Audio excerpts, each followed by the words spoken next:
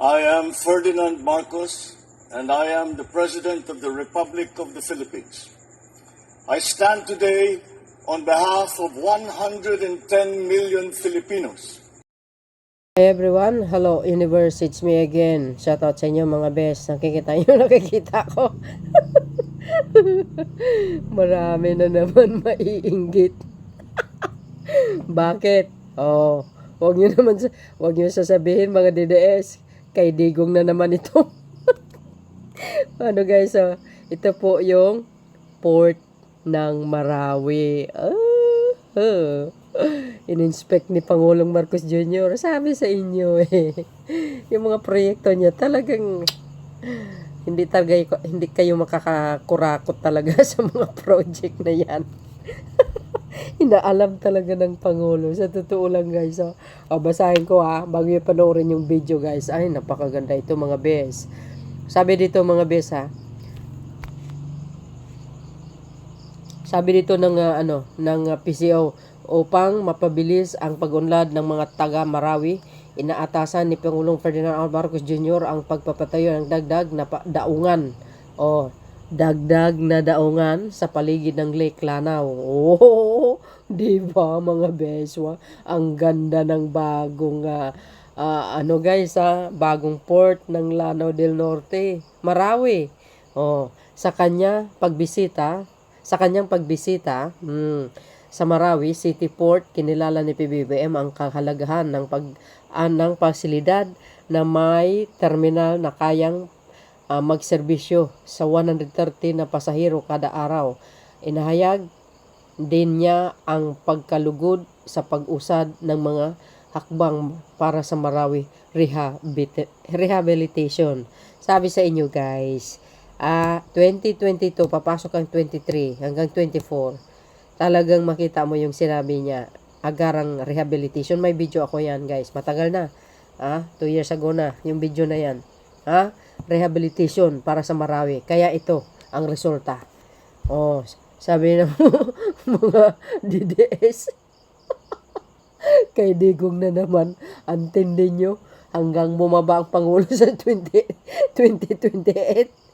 Sa mga video na in-upload ko, sasabihin nyo kay Digong pa din. 119 ang project ni Digong, 12 lang ang natapos. Yung the rest doon tinapos ni PBBM, kaya ikikredit sa kanya. Yung ibang tulay niya palpak. Yung sa Isabela. Hindi kayo naloka. Tingnan nyo to. Ito yung mga highlights guys. Pakita natin. Ay, wow, social. Mga dides, pwede kayo mamasyal dyan po sa Lanao. Diba ang ganda? Sinasabi natin you see, ang Pangulo, very hands-on. Mayroon ba kayong Pangulo na ganyan, dides? Wale. Ang Pangulo nyo nasa daig. Nakakulong. Tapos yung Vice Presidente nyo nandoon sa Australia. Nagkakalat. Mismo turismo ng Pilipinas, siniraan niya. Ay, kaloka. Ayan Sabi sa inyo iba talagang tatak Marcos. Kaya maraming naiinggit. Yan ang hirap sa inyo Hindi kayo talaga mag-research. Ganyan si PBBM. Kudos naman sa kanya. And kudos naman sa DPWH, DOTR, lahat mga kababayan. Lahat ng mga construction worker, shoutout sa inyo, maraming salamat po. Diba? Without manpower, hindi maitatayo yan guys From the president to the construction, manpower po yan. Diba patayo yan, mga yung pinakita natin, mga video.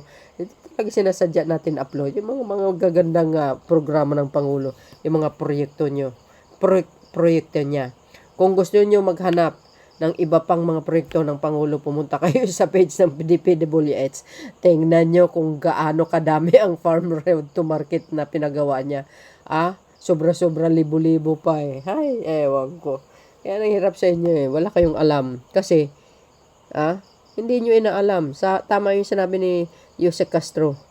Huwag magbulag-bulagan. Kasi ang nagbubulag-bulagan ay sanhi ng kasinungalingan.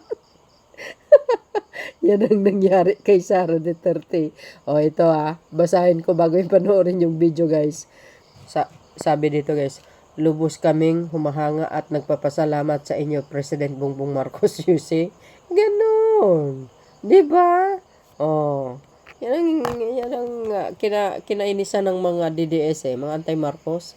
Salamat po sa suporta sa ating mga kababayan na sa Marawi, Mr. President. Siyempre, ang Pangulo, mahal niya ang Pilipino. Kahit sinisiraan, binabalahura ni Sara Duterte, wala siyang pake. Basta importante, trabaho lang, walang personalan. The best leader, Pangulong Bongbong Marcos. Ayan, madami po kayong alam na ikagaganda ng Pilipinas. PBM, God bless po. Oh, 'di ba? Maraming salamat po. Ang walang hanggang pasasalamat Pangulong Marcos Jr. Biro nyo 'yun. Oo, totoo 'yun. 'Di ba? At least alam nyo kung saan napunta ang pera ng bayan. Yung pera ng DepEd, nasaan dinala ni Sara Duterte? Ganun nice talagang mas lalong pinalawak ang pagtulong ng ating Pangulong Marcos Jr. Oo, totoo 'yun. Kung ikukumpara nyo yung mga ibang past admin kay PBBM, wala. Kahit sa dulong kuko, wala. Wala yan. Sa totoo lang, sa galing lang mamuno, mula kay Kore hanggang kay Digong, wala. Wala yan. Wala sa galing at talino. Diskarte, wala. Bagsak lahat ng ekonomiya ng mga nakaraan administrasyon. Kulilat, oy. Tataas sa mga bilihin nung panahon ni Digong. Sus, Mariusip. Good job, President, for the glory of God, yes. Ang Port of Surigao need sadnan improvement na private naman lamang ini na management waya naturo na utro baga na substantial. Ano ba? Hindi ko alam tong salita guys. Ate mga summer to guys. Paka Bicol. Buha. Natirik ang araw pero walang shadow. Ano yan, Ghost? Biro mo. Anong klaseng ganyan ng mga DDS. Alam niyo mga DDS pag inggit. Ganon sila mga kababayan. Kasi nahihiya sila sa sarili nila. Bakit? May nagawa ang Pangulo yung si Sara Duterte. Anong achievement niya? Wala nga. Workaholic President. Thank you, Mr. President BBM, sa inyong good governance. Yes. Ayan more project. Yes, hintayin natin yan. Proud to you, President Marcos Jr. Support kami always, my beloved President. Di ba? Yan. See? Lahat yan, puro papuri sa Pangulo. Mabilis sa pagnakaw ng kaba ng bayan, galingan ng edit kasi halatado dapat yung turo-turo daliri ni BBM ang ginawa. Biro nyo yun. Diba? Yan yung mga ng mga DDS. Natural. Sa SUNA, mababanggit yan. Ano ka ba? Ano sa tingin mo hindi na mabanggitan? Natural. Kaya nga SUNA Luko-luko. Diba?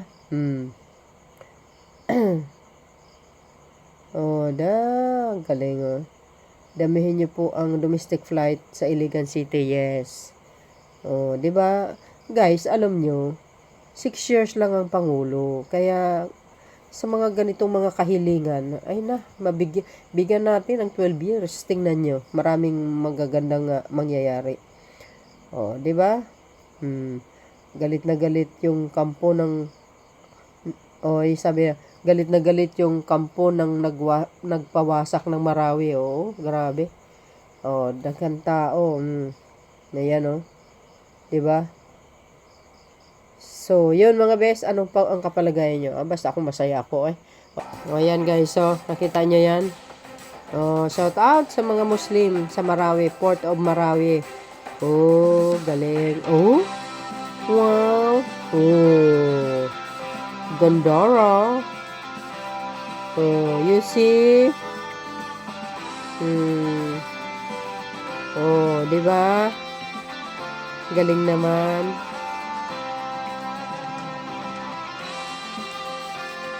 Ang ating mga kababayan na yan. Ay, ganda. Diba mga bes? Sana sa ating mga kababayan.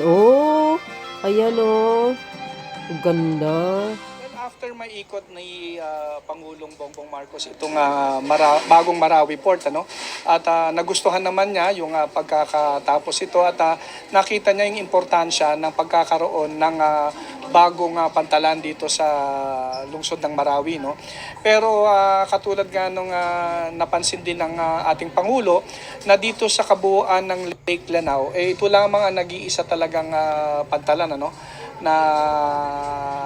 na masasabi nating moderno, at nakita niya at nagbigay siya ng instruksyon sa probinsya ng Lanao del Sur at sa iba pang mga ahensya na pag-aralang mabuti na kailangan magkaroon pa ng iba pang mga pantalan around sa Lake Lanao para magkaroon ng connectivity. Ang iba-ibang munisipyo, nasa 18 munisipyo ang pumapaligid sa buong Lake Lanao, at para magkaroon ng pagkakataon ng lahat ng mga kababayan natin around Lake Lanao na magkaroon ng connectivity through the lake, at yung kanilang pangangalakal, yung mga nag-aaral, at ang pang-araw-araw nilang pagbabiyahe, hindi na nila kailangan dumaan pa sa napakalayong circumferential road or pag-ikot sa kalsada, at maaari silang dumiretso sa mga kanilang mga destinasyon sa pamamagitan dito sa mga pantalan na itatayo dito sa Lake Lanao.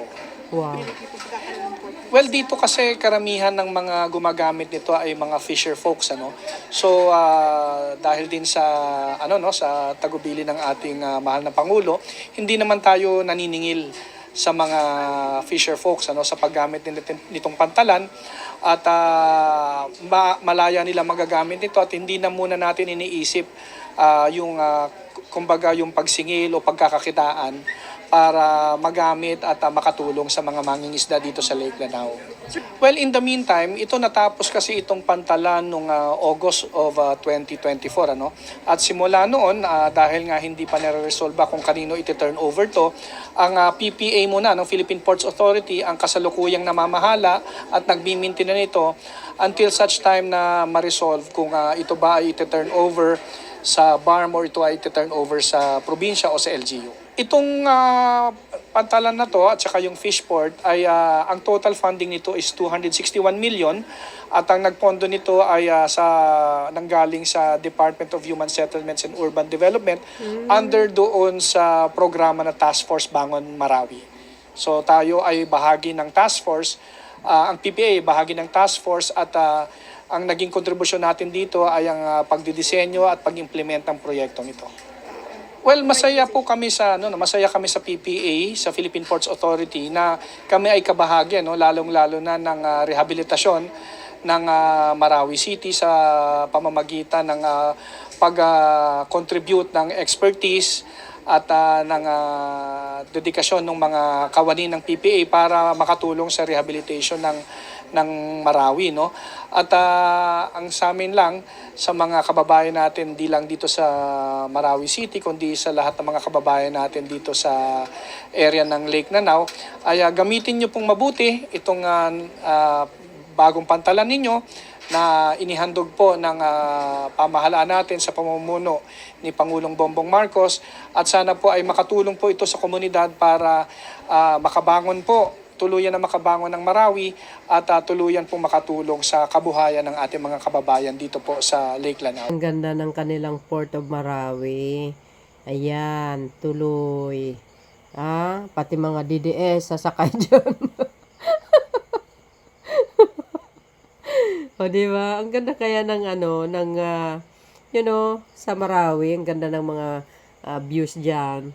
Alam nyo guys, sana sa ating mga kababayan ng mga bandido, alagaan nyo yan. Alagaan nyo yung, yung port nyo. Na sabi nga, ipapatayo pa ng iba pang port.